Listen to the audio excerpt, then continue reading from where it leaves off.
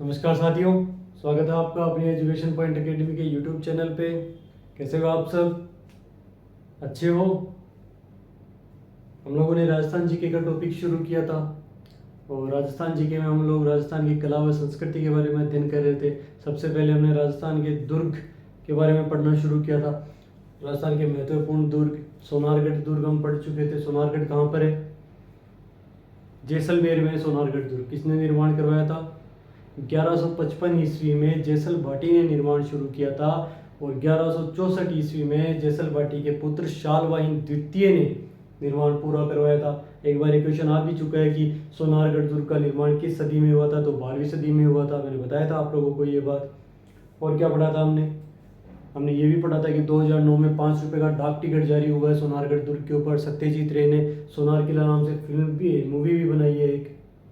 सत्यजीत रे जो कि बहुत ही अच्छे फिल्म निर्देशक हैं, उन्होंने फिल्म बनाई है। और क्या पढ़ा था हमने कि सोनारगढ़ की दुर्ग की जो छत है वो लकड़ी से निर्मित है, जिप्सम का प्रयोग हुआ उसको बनाने में। उसके महल देखे थे हमने, कौन कौन से महल है?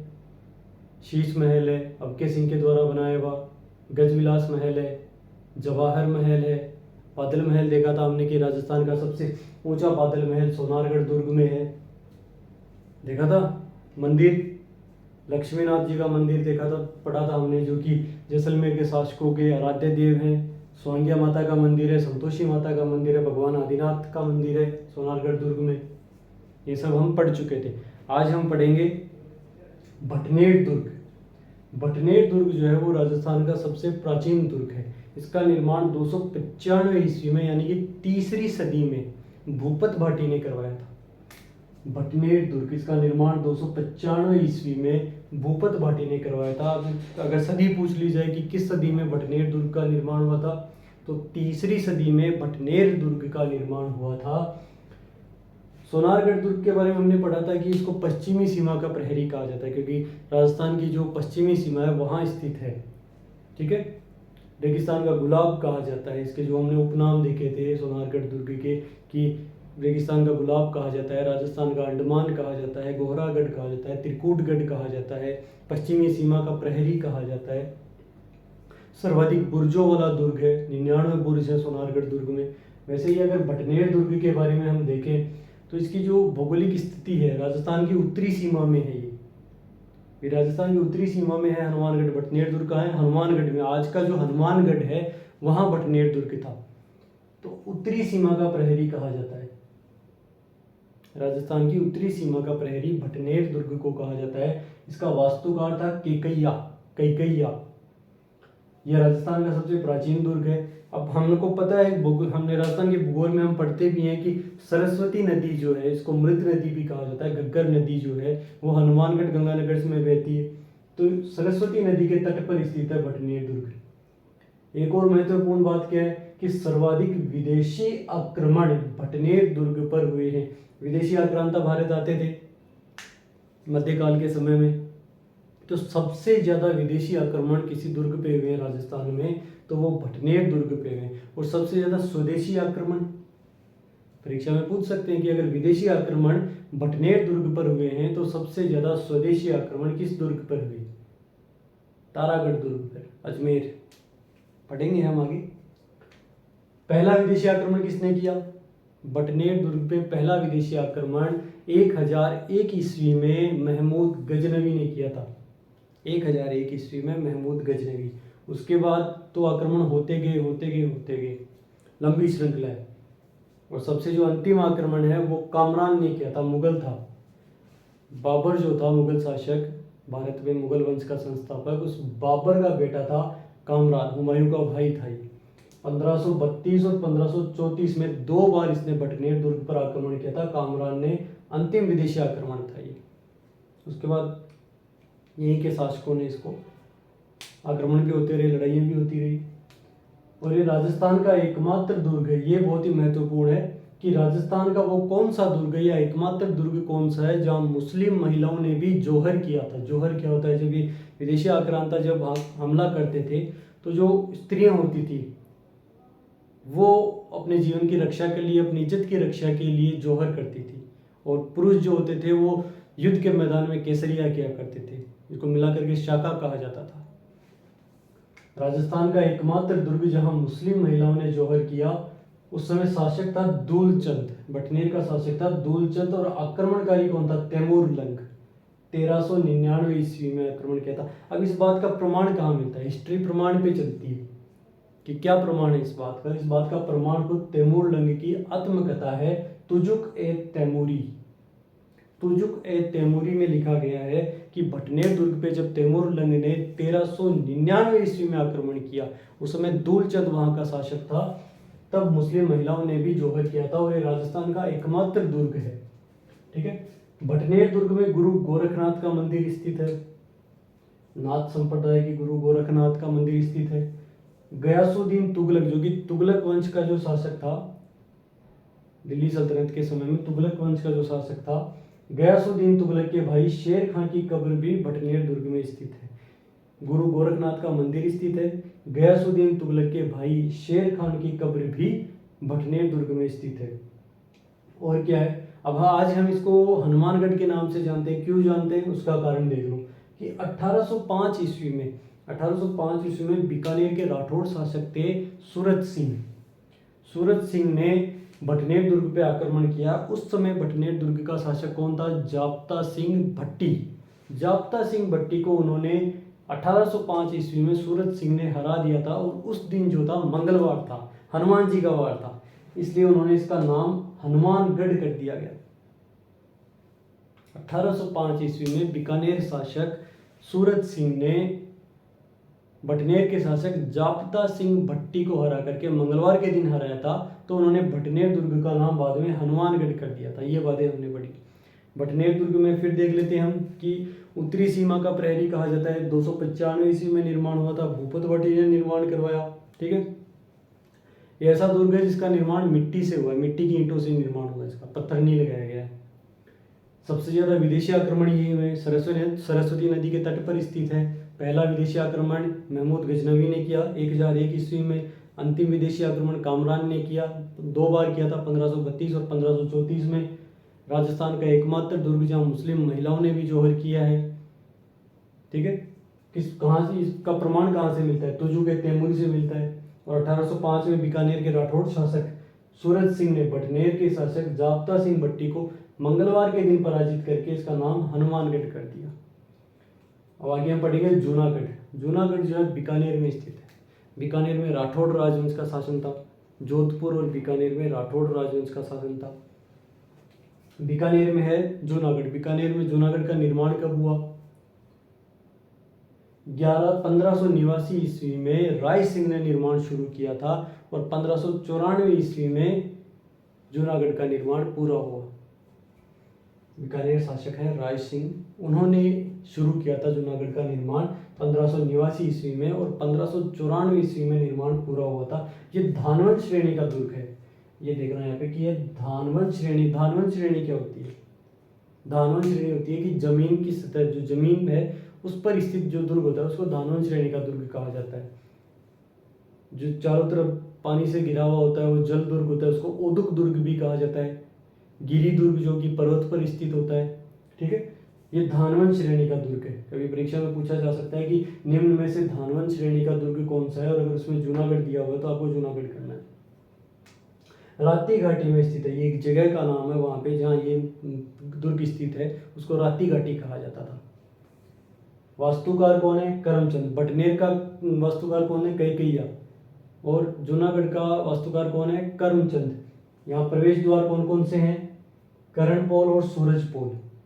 और बहुत ही इंपॉर्टेंट बात यह है कि जूनागढ़ में जो मुख्य प्रवेश द्वार है करणपोल और सूरजपोल, तो मुख्य प्रवेश द्वार के ऊपर जयमल और फत्ता की गजरूढ़ मूर्तियां स्थित हैं। अब आप कहोगे कि जयमल और फत्ता कौन थे? जयमल और फत्ता जो है वो मेवाड़ पे जब अकबर ने आक्रमण किया था 1567 ईस्वी में, तब बहुत बहादुरी से ये लोग लड़े थे, जयमल और फत्ता। जयमल मेड़तिया और फत्ता चुड़ावत। कल्लाजी राठौड़ आपने सुना था, कल्लाजी राठौड़ के काका थे जयमल मेड़तिया। तो जयमल और फत्ता की गजरूढ़ मूर्तियां मतलब उनकी मूर्तियां हैं। वो हाथी की भी मूर्ति बनाई है। गज यानी हाथी, हाथी के ऊपर सवार है ये। जयमल और फत्ता, इनकी गजरूड मूर्तियां स्थित है जूनागढ़ के मुख्य द्वार पर। राय सिंह द्वारा निर्मित है। 1589 में निर्माण शुरू हुआ था और 1594 में निर्माण पूरा हुआ था। बहुत ही बहादुर से लड़े थे जब अकबर ने आक्रमण किया था मेवाड़ पर 1567 ईस्वी में। उस समय वीरगति को प्राप्त हुए थे। बहुत बहादुर थे जयमल मेड़तिया और फत्ता चुड़ावत, कल्लाजी राठौड़। सोनारगढ़ के बारे में हमने पढ़ा था कि वो गडीसर या गढ़सीसर झील के किनारे स्थित है। वैसे ही जूनागढ़ जो है वो सूरसागर झील के किनारे स्थित है। ये ध्यान देने वाली बात है, परीक्षा में पूछा जाता है, कई बार क्वेश्चन आता है कि गडीसर झील कहाँ स्थित है, सोनारगढ़ दुर्ग। सूरसागर झील के पास कौन सा दुर्ग स्थित है, जूनागढ़। अब जूनागढ़ धानवंत श्रेणी का दुर्ग है, देखा था हमने कि धानवंत श्रेणी का दुर्ग है। इसको जमीन का जेवर कहा जाता है। जेवर यानी गहना, जमीन का जेवर। परीक्षा में सीधा क्वेश्चन आ सकता है कि जमीन का जेवर किस दुर्ग को कहा जाता है, तो जूनागढ़ को जमीन का जेवर कहा जाता है। धानवंत श्रेणी का दुर्ग है, सूरसागर झील के किनारे स्थित है। और राजस्थान का प्रथम दुर्ग है जिसमें लिफ्ट लगाई गई है। जब आधुनिक समय में लिफ्ट आई तो ये पहला दुर्ग था राजस्थान का जिसमें लिफ्ट लगाई गई है। दुर्ग में महाराजा गंगा सिंह जी, क्या बात है, महाराजा गंगा सिंह जी आधुनिक भारत के भागीरथ। जैसे गंगा नदी जो है वो भागीरथ लेके आए थे धरती पे, वैसे ही गंगा सिंह जी को आधुनिक भारत का भागीरथ क्यों कहा जाता है। पश्चिमी राजस्थान में पीने के पानी के लिए जो नहर लेके आए थे, गंग नहर, वो गंगा सिंह जी की देन है। दुर्ग, जूनागढ़ दुर्ग में महाराजा गंगा सिंह जी का लड़ाकू विमान स्थित है। इनका फाइटर जेट था इनका, लड़ाकू विमान स्थित है। गंगा सिंह जी को आधुनिक भारत का भागीरथ कहा जाता है। अब कोई भी दुर्ग पढ़ रहे हैं हम, तो दुर्ग के बारे में पढ़ रहे हैं कि इसका निर्माण किसने किया, कब निर्माण हुआ, दुर्ग का वास्तुकार कौन है, उसके प्रवेश द्वार कौन कौन से हैं और उसकी महत्वपूर्ण बातें। फिर हम पढ़ते हैं कि दुर्ग में मंदिर कौन कौन से हैं, दुर्ग में महल कौन कौन से। तो अब हम पढ़ेंगे कि जूनागढ़ दुर्ग में मंदिर कौन कौन से। यहाँ पे 33 कोटि देवी देवताओं का मंदिर है। हमारे धर्म में, हिंदू धर्म में मान्यता है कि 33 कोटि देवी देवता हैं, 33 प्रकार के देवी देवता हैं। तो 33 कोटि देवी देवताओं का मंदिर स्थित है जो कि अनूप सिंह, बीकानेर महाराजा अनूप सिंह द्वारा निर्मित है। अब एक क्वेश्चन कई बार आता है, शायद राजस्थान एसआई के एग्जाम में भी पिछली बार एक क्वेश्चन पूछा गया था कि 33 कोटि देवी देवताओं की शाल कहाँ स्थित है। अब आप कहोगे कि शाल में क्या अंतर है। अब गांव के जो बच्चे हैं, गांव ढाणी के बच्चे हैं, कोई काकड़ से आया हुआ बच्चा, वो तो जानता है कि शाल क्या होती है, पर शहर के लोगों को नहीं पता होता है।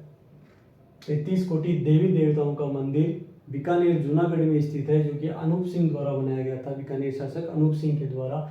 वैसे ही 33 कोटि देवी देवताओं की शाल जो है वो मंडोर जोधपुर में स्थित है। शाल होती है कि बिना छत का मंदिर, बिना छत का मंदिर, ये मंडोर जोधपुर में स्थित है। फिर है यहाँ पे लक्ष्मी नारायण जी का मंदिर। अब आप कहोगे कि लक्ष्मी नारायण जी, लक्ष्मी नाथ जी का मंदिर पढ़ा था हमने। सोनारगढ़ दुर्ग में लक्ष्मी नाथ जी का मंदिर है जो कि बेरीसाल ने बनवाया था, जिसके दरवाजे और खिड़कियां चांदी से निर्मित है। और लक्ष्मी नाथ जी की मूर्ति मेड़ता से लाई गई थी जो कि इसके जैसलमेर के भाटी शासकों के आराध्य देव हैं। बीकानेर के जूनागढ़ में लक्ष्मी नारायण जी का मंदिर है, याद रखना। इस मंदिर का निर्माण रतन सिंह द्वारा करवाया गया था, बीकानेर शासक रतन सिंह के द्वारा। और ये जूनागढ़ का आकर्षक मंदिर है, भव्य मंदिर है। एक यहाँ पे नागणेची माता का मंदिर है। नागणेची माता जो है वो राठौड़ राजवंश की कुल देवी है। अब बीकानेर में राठौड़ राजवंश का शासन था, उनकी कुल देवी है नागणेची माता। नागणेची माता का मंदिर और कहाँ स्थित है।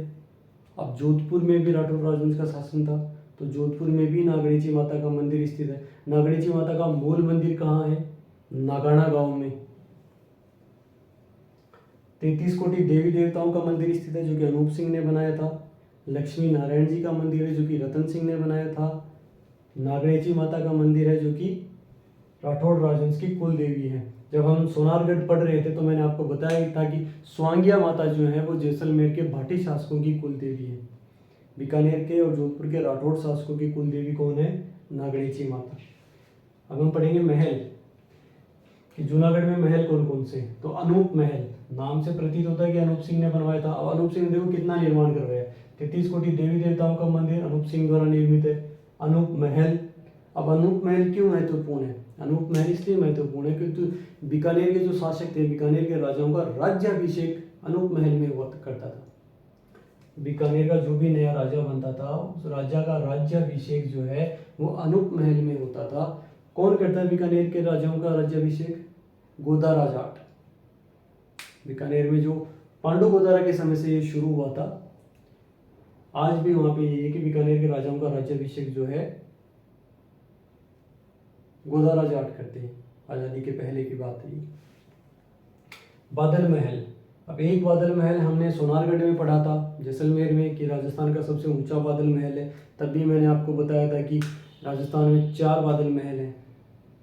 एक बादल महल जो है वो सोनारगढ़ में है, राजस्थान का सबसे ऊंचा बादल महल। एक बादल महल है, इसमें जाने पे ऐसा लगता है कि वास्तविक बादलों का एहसास होता है, वो नागौर में है। एक बादल महल कुंभलगढ़ में है। एक बादल महल नागौर में है, जिसमें सोने की नक्काशी की गई है। बादल महल अनूप सिंह ने यहाँ पे सोने की नक्काशी करवाई। अब अनूप सिंह ने देखो 33 कोटि देवी देवताओं का मंदिर बनवाया, अनूप महल बनवाया, बादल महल में सोने की नक्काशी करवाई। ठीक है। गज विलास महल, ये गंगा सिंह जी द्वारा निर्मित है। गज विलास महल, एक गज विलास महल हमने सोनारगढ़ में भी पढ़ा था, जो कि गज सिंह द्वारा निर्मित है। शार्दुल महल, ये शार्दुल सिंह द्वारा निर्मित है। बीकानेर के शासकों के नाम है अनूप सिंह, गंगा सिंह, शार्दुल सिंह। अब ये जो अनूप सिंह जी थे, इन्होंने अनूप संस्कृत पुस्तकालय भी बनवाया था। अनूप संस्कृत पुस्तकालय अनूप सिंह द्वारा निर्मित है ये। यहाँ पे राणा कुंभा, मेवाड़ के राणा कुंभा, महाराणा कुंभा के ग्रंथों का संकलन रखा है। महाराणा कुंभा सिर्फ वीर योद्धा ही नहीं थे, वीर योद्धा होने के साथ साथ वो ग्रंथों के रचनाकार भी थे, बहुत बड़े विद्वान भी थे वो। तो उन्होंने बहुत से ग्रंथ लिखे हैं। उनके ग्रंथों का संकलन जो है अनूप संस्कृत पुस्तकालय में रखा गया है, जो कि अनूप सिंह द्वारा निर्मित है। बाद में इस अनूप संस्कृत पुस्तकालय को एलपी टेसीटोरी, इटली के रहने वाले थे, एलपी टेसीटोरी, इनके निर्देशन में खोज का संग्रहालय बना दिया गया था। इसको अनूप संस्कृत पुस्तकालय को बाद में एलपी टेसीटोरी के निर्देशन में खोज का संग्रहालय बना दिया गया था। एक दिन ऐसे ये पुराने दस्तावेज पढ़ रहे थे, पुराने ग्रंथ पढ़ रहे थे, तो उन्होंने वैली किशन रुक्मणी के मिलनरी की खोज की थी। ये ग्रंथ जो है पृथ्वीराज राठौड़, बीकानेर के थे, पृथ्वीराज राठौड़ ने लिखा था। तो पृथ्वीराज राठौड़ ने लिखा था। तो हेरोस जो है कोई इटली का ही कवि है, और डिंगल जो है पश्चिमी राजस्थान की काव्य भाषा है। डिंगल, तो डिंगल भाषा में लिखा हुआ है वैली किशन रुक्मणी के मिलन की। ठीक है। तो एलपी टेसीटोरी ने कहा कि डिंगल का हेरोस है पृथ्वीराज राठौड़। उन्होंने इस ग्रंथ की खोज की थी। लिखा पृथ्वीराज राठौड़ ने था, लेकिन कहीं खो गया था ये, तो इसकी खोज एलपी टेसीटोरी ने की और इनको डिंगल का हेरोस कहा। और ये ग्रंथ कितना महत्वपूर्ण है, इस बात का अंदाजा आप इससे लगा सकते हो कि हिंदू धर्म में 4 वेद हैं। तो दुर्सा आडा ने वैली किशन रुक्मणी के मिलनरी को 5वां वेद और 19वां पुराण कहा था। 4 वेद और 18 पुराण है हिंदू धर्म में। दुर्सा आडा ने इसको 5वां वेद और 19वां पुराण कहा था। एलपी टेसीटोरी ने पृथ्वीराज राठौड़ को डिंगल का हेरोस कहा है। ठीक है। जूनागढ़ हम पढ़ रहे थे। जूनागढ़ का निर्माण 1589 में शुरू हुआ, राय सिंह ने शुरू करवाया था। 1594 में निर्माण खत्म हो गया। ठीक है, पूरा हो गया। और इसके जो वास्तुकार है वो करमचंद है। कर्णपोल, सूरजपुर मुख्य द्वार है। मुख्य द्वार के ऊपर जयमल और फत्ता की गजरूढ़ मूर्तियां स्थित हैं। धानवंत श्रेणी का दुर्ग है, जमीन का जेवर कहा जाता है। राजस्थान का पहला दुर्ग जिसमें लिफ्ट लगी है। गंगा सिंह जी का लड़ाकू विमान स्थित है। सूर सागर झील के किनारे स्थित है। फटाफट याद हो जाएगा। 33 कोटि देवी देवताओं का मंदिर है, जो कि अनूप सिंह द्वारा निर्मित है। नागणेची माता का मंदिर है, जो कि राठौड़ राजवंश की कुल देवी है। लक्ष्मी नारायण जी का मंदिर है, रतन सिंह द्वारा निर्मित। अनूप महल है, बादल महल है, गजविलास महल है, शार्दुल महल है। अनूप संस्कृत पुस्तकालय बादल महल में अनूप सिंह ने सोने की नक्काशी करवाई है। ठीक है। तो आज हमने 2 दुर्ग पढ़े, भटनेर दुर्ग और जूनागढ़ दुर्ग। इसी को हम आगे जारी रखेंगे। तब तक के लिए वीडियो अच्छा लगे तो लाइक करें, शेयर करें, सब्सक्राइब करें। धन्यवाद।